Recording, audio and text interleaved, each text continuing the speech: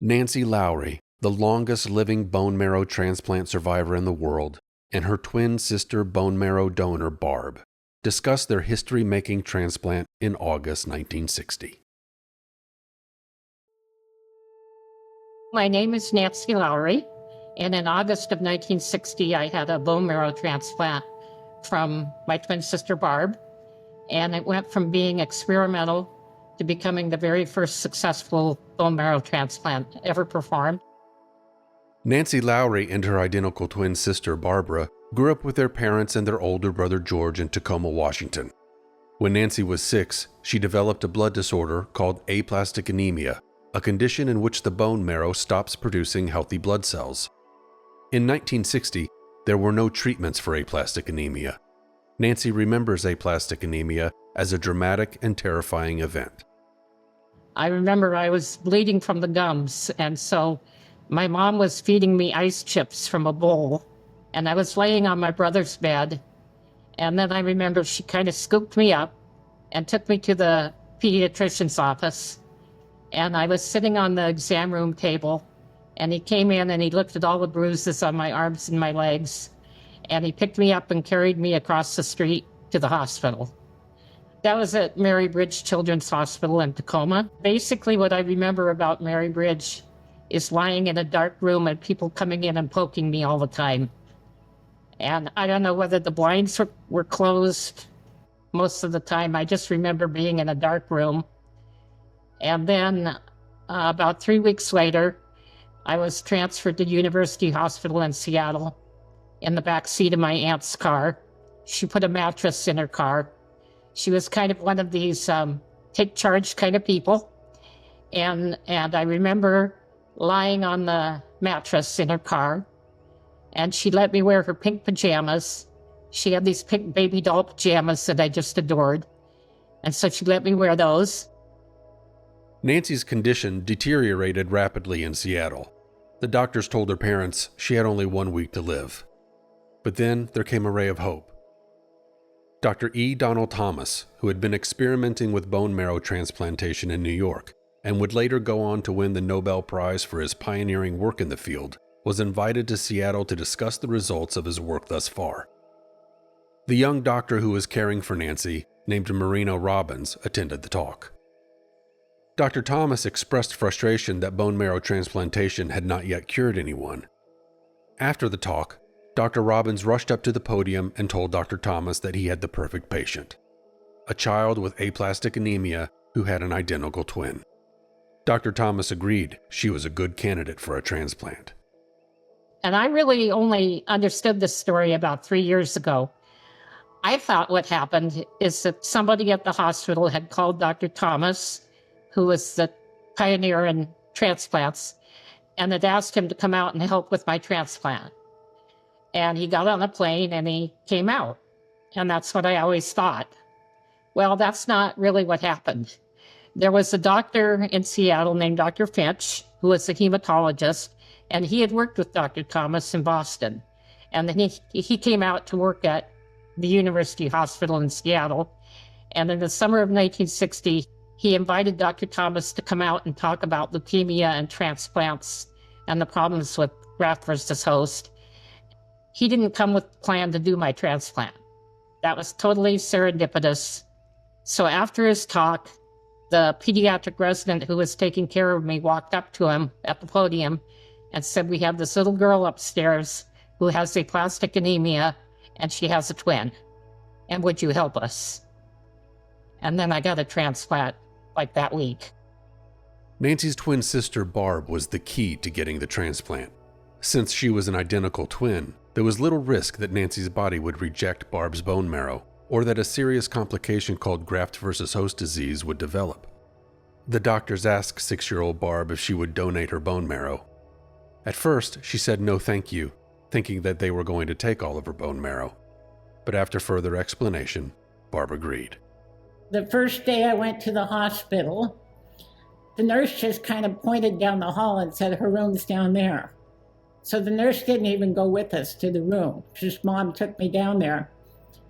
And we were on a different floor than Nancy. Mom took me into the room, and then she went to get my doll or do papers or something. So I was alone, and I was thinking, well, now what? I should be in bed because I'm in the hospital, but I'm not sick, and it's the middle of the afternoon. And what if the nurse comes and asks me what I'm doing here, and I won't know what to tell her? So I hid between the bed and the nightstand till Mom came back. And then I popped out so she wouldn't know that I'd be hiding. On August 12, 1960, Barbara was placed under general anesthesia and bone marrow was collected from her hip bones and shins. She was stuck 44 times with an 18-gauge needle, extracting a teaspoon or two of marrow each time. The marrow was filtered and then taken to Nancy's room and transplanted into her over the course of an hour.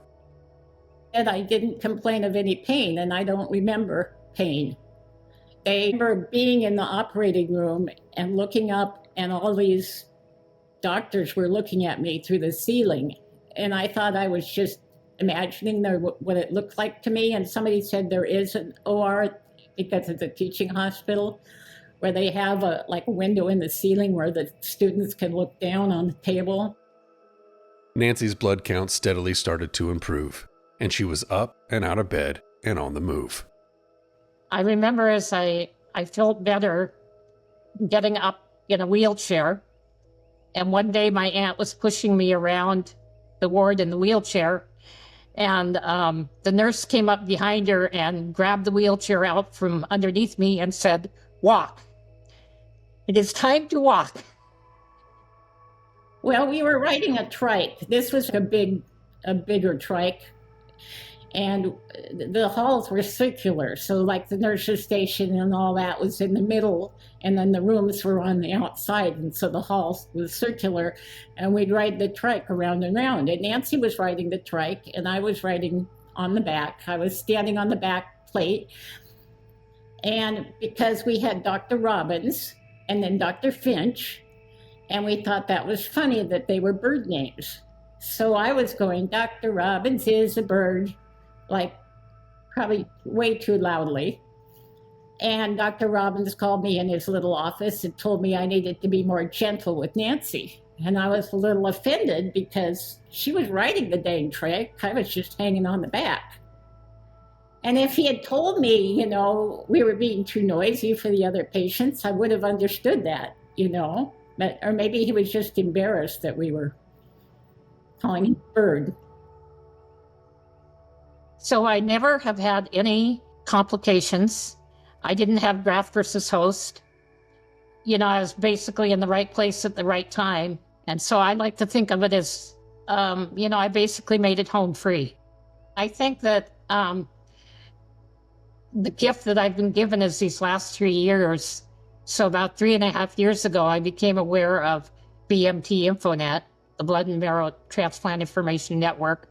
And they're amazing people. It's an amazing organization.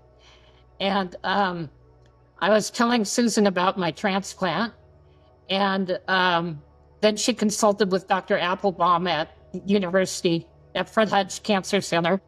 And from then, they facilitated me talking to doctors, like well-known transplant specialists, and one of the other early survivors. And I've learned so much about my transplant that I didn't know. Well, first of all, about how serendipitous the transplant was. I thought, that they had this plan, that they'd planned for Dr. Thomas to come here from New York, and there was no plan. And I thought that Dr. Thomas himself did the transplant. I didn't understand that it was the pediatric resident, whose name was Dr. Marino Robbins. He actually did the transplant because Dr. Thomas was from New York and he didn't have privileges in Seattle and would take it too long for him to get privileges. And so Dr. Robbins did the transplant, and Dr. Thomas stood alongside him and explained what to do.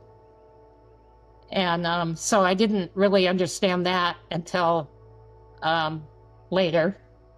And when I left the hospital, the transplant took place about 2.5 weeks before we turned 7 years old. So I was 7 when I left the hospital, and I knew that I had almost died. I mean, nobody held that from me. I knew that I was the first, but I didn't really have any comprehension of what it meant to be first. I knew that it was a gift because adults around me told me that it was a gift. And what I remember, and I still remember, is a sense of wonder because, this was 1960. Breakthroughs were few and far between, and people regarded each new thing with a sense of wonder. And I just remember this idea that something had happened that was just so improbable. And so then about, maybe 20, 25 years ago, I went back and I did some research on the early history of transplantation, because in the article about our transplant, it mentioned 2 other cases. And it made it sound like those 2 little girls were still alive at the time of my transplant. And so then I wondered, was I really the first, or was I the second or the third? And so I went back, and indeed, both of those girls had died prior to my transplant. They both had leukemia. And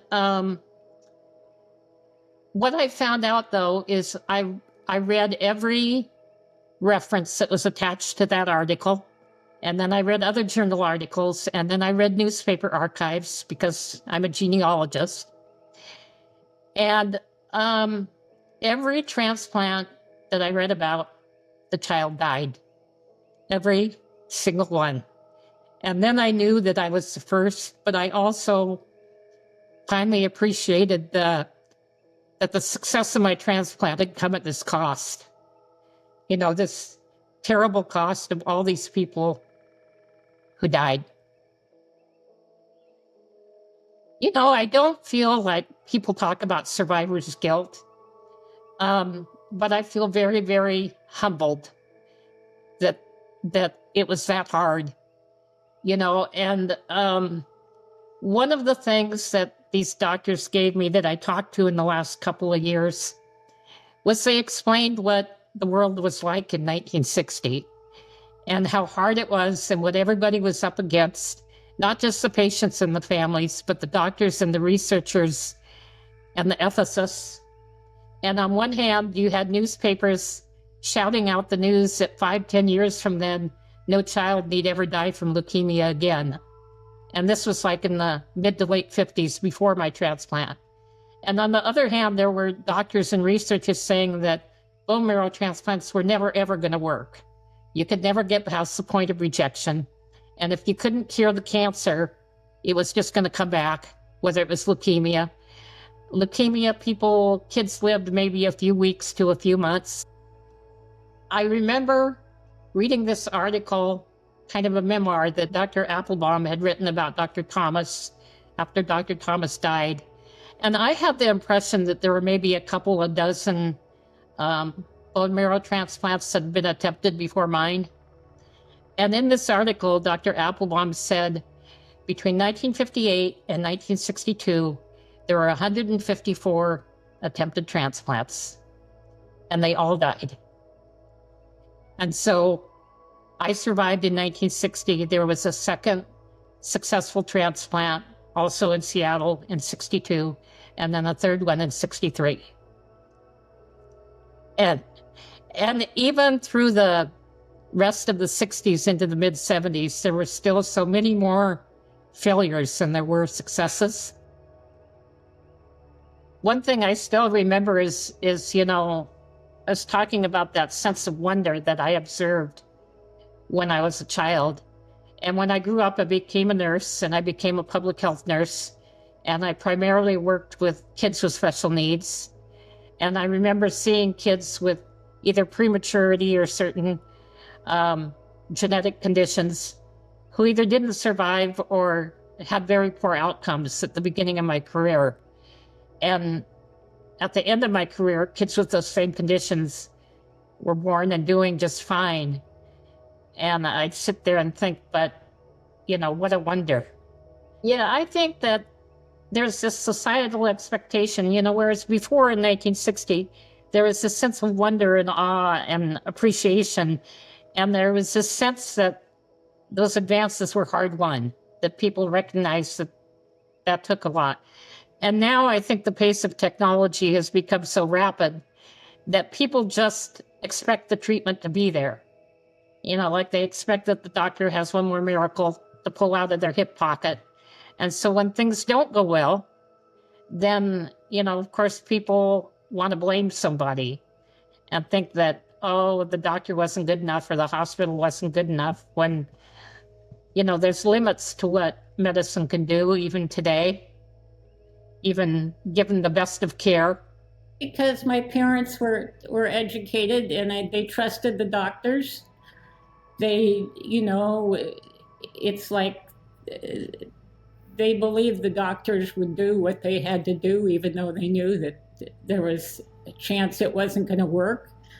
So they put their trust in the doctors. I mean, they were willing to go through this experimental transplant, just with the hope that it hadn't worked before, but that was like their only chance.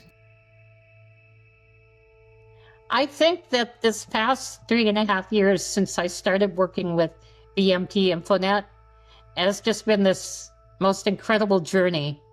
And it's been very empowering as I've learned stuff that I never knew about my transplant. And it's been very, very humbling when I recognized just how sick that I was. And I think it just feels like even more of a gift to have been given the experiences I've had these past few years. I still can see that sense of wonder, as more progress is made in different conditions. I think that what people say to me when they hear about Dr. Thomas is, he had all those barriers. He had all those people that didn't believe in him, that thought that what he was doing was unethical and criminal, and he kept on trying. And he, that he never gave up. And I think that's what's amazing, is just to keep on working and to keep on trying and to keep on believing in it, even though, nobody else believed in it for a long time. Well, and Dr. Robbins, he was like a resident. Okay, so as a resident, to be under this top researcher and doing this actual transplant, that had to be just terrifying, I would think. A lot of people, even people living with chronic illness, I always tell them, at least get up every day and get dressed and open the curtains, Don't end with your life to the extent that you can, If you can't take a shower, just wash your face. Whatever you can do to keep going and to keep, even if you struggle and some people don't survive, to just know that you're making a difference for the next people down the line. I think that in spite of all the challenges you face, just to keep on getting up every morning and, living your best life, I really admire that.